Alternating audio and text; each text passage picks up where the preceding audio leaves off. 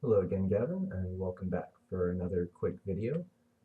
This time I'm going to be showing off how I beat the Eye of Cthulhu the first time before I had all this nifty new equipment.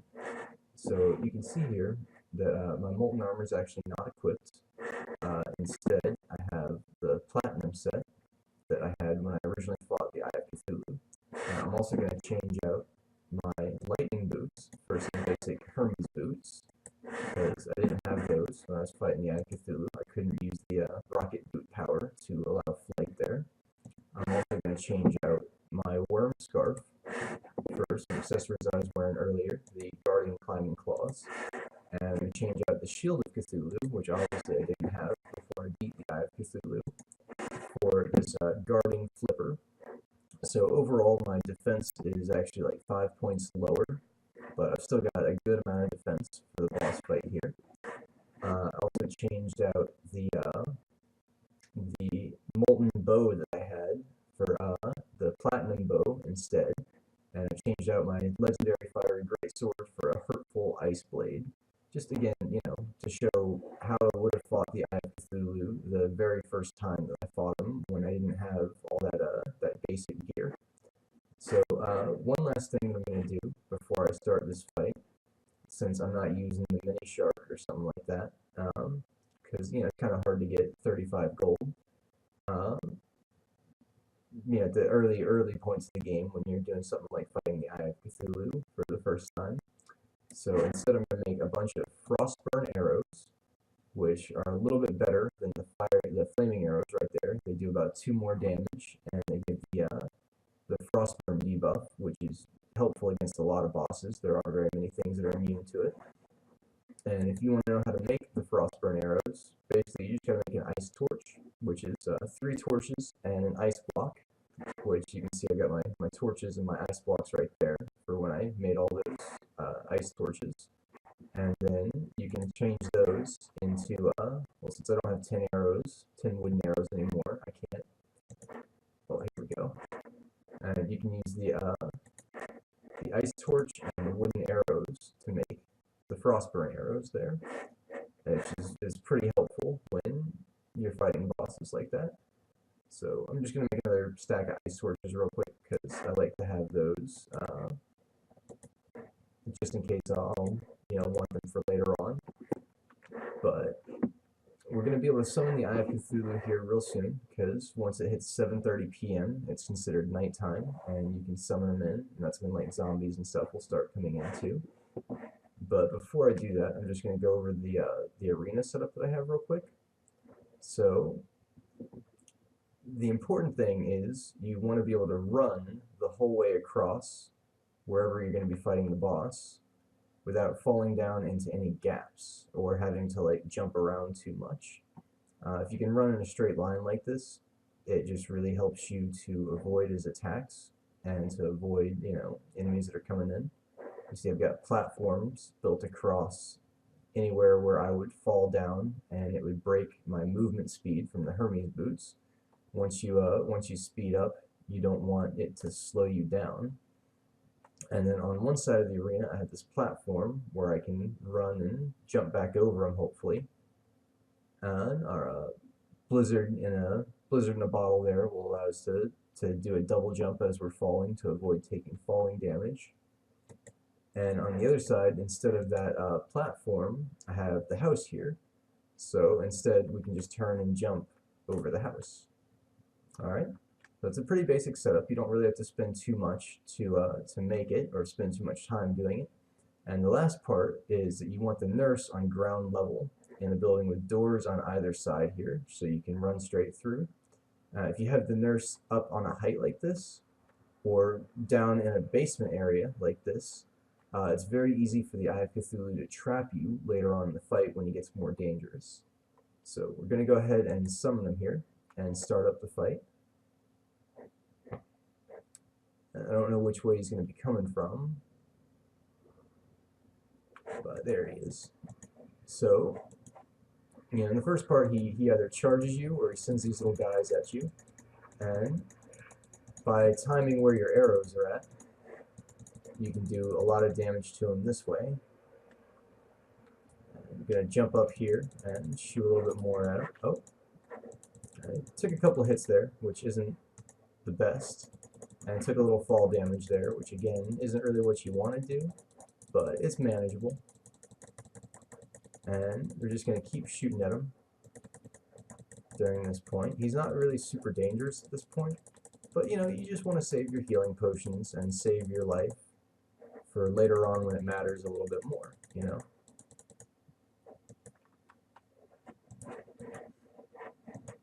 So we can jump over him there and then just head back the other way. And it's going to take a little bit longer than it did last time, but you don't have to worry too much about the nurse dying because she'll actually heal herself when she gets damaged. And you can see those frostburn arrows doing their work in whenever they start to deal damage over time to them. So this part, you really want to clear these guys out pretty fast because they'll stun lock you as they're following you.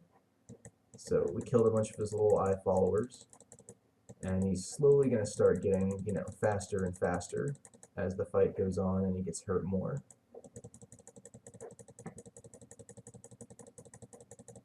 It's still going to take a little bit of time. Now he's starting to do this business where he flies at you really fast. And at this point, a lot of your arrows are actually going to start missing. So you can't rely on the arrows as much to do damage. Well, it hasn't quite happened yet, because, you know, he gets to the point where he just starts going faster and faster and faster. But he's already down at like 900 health from the 3,000 he started at.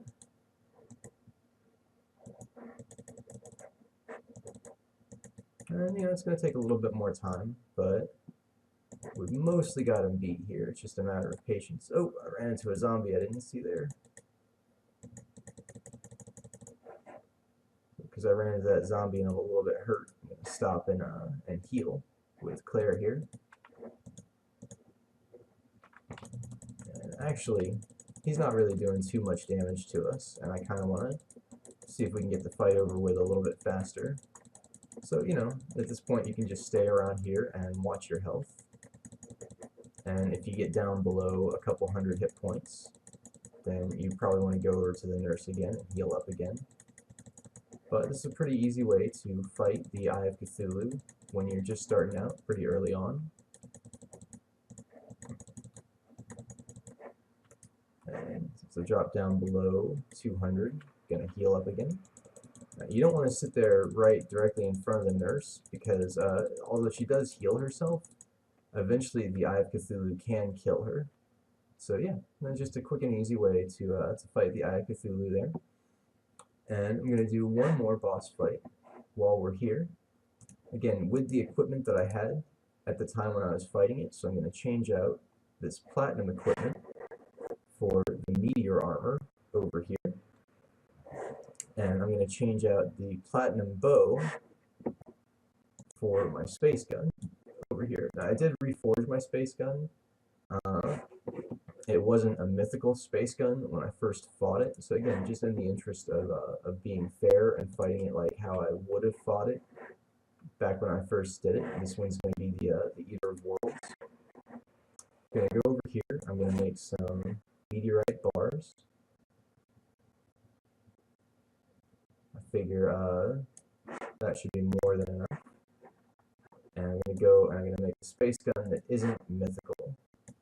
Yep, just a normal space gun like you would probably have the first time that you end up fighting the Eater of Worlds before I got all this money. Basically the same accessories, except instead of using my warding Shield of Cthulhu there, I'm going to equip a Jagged Shield of Cthulhu in place of these climbing claws. Because I like the Shield of Cthulhu a little bit more than the Climbing Claws. It offers the same defense, and that's what I was using when I first fought the Eater of Worlds. Now this boss fight is going to be a lot harder. It's going to take me just a second to get over there, but now you probably already know this. But to summon the Eater of Worlds, it's a little bit more involved than summoning the Eye of Cthulhu. And I actually have, I know you don't like stuff like this that looks kind of out of place in the world, maybe looks kind of ugly, but I actually made this whole little setup here just so I could get the stuff to summon the Eater of Worlds. So when you mow the grass, you can get these vile mushrooms. The wooden fences are to keep enemies from spawning in there. If you put wooden walls, it'll also stop enemies from spawning, but the wooden walls will stop the grass growing and the fence won't. So if you just put fences there instead of walls, you can still have the mushrooms and the grass spawn without having to worry about fighting enemies in there. Which, you know, again, it is fun to fight the enemies. I don't necessarily want to avoid fighting the enemies, but at the same time, when I'm just trying to get the mushrooms, if an enemy's trapped in there in that little small space with you, they bounce around a lot, and it can be easy for them to do a lot of damage to you. So you take those vile mushrooms, and anywhere you have a table with a bottle on top of it, like a normal potion crafting setup, you can actually turn the vile mushrooms into the vile powder here, and you know, 30 of the vile powder or 6 of the mushrooms plus a bunch of these rotten chunks will make some worm food. So bam, I'm ready to summon the Eater of Worlds, and I'm gonna wait actually until I'm at full health before I summon him. And you know, I really think a setup like this is nice to fight him in for your first time or two. To try and fight him inside that area down there when you don't have a ton of defense or a really great melee weapon like the fiery greatsword is really hard to do, and you're more likely to end up dying. And having a setup like this just allows you to dodge really well. And allows you to get a nice setup where you can use this space gun to full effect on the Eater of Worlds. So since I'm at full health, I'm going to go ahead and I'm going to summon him. And hopefully I can clear out some of these enemies, but nope, he's already here. So you can see the acid flying off of me is vile spit. And oh, it does a lot of damage. Yeah, 56 on the one, 42 on the other. Oh, and I missed there we go. You want to get them right like this, where if you're just firing directly into them, you can see it stuns them a little bit each time you destroy the headpiece, and you'll get rid of a lot of the segments like that. So you have to use a potion here. Oh, I'm taking way too much damage from this. And again, just get him in the straightaway where you can back up and fire right into his face here, and we're destroying the segments really fast. We've already done damage to some of the other segments with the laser gun earlier, so they get destroyed really quick. And then we're just backing away slowly, and all of these hearts heal us pretty well back up to full. It's a little bit harder at this point because he starts going a little bit faster. It's harder to get him trapped like we had him before. But, you know, you can just slowly eat away at the chunks of them with the laser gun, and the Eater of Worlds has been defeated. So that was just a really quick way to beat those first 2 early bosses with the setup that you would have in the beginning of the game, unlike the Molten setup with all the armored and warding accessories that I had later on. And hopefully you can take advantage of that to,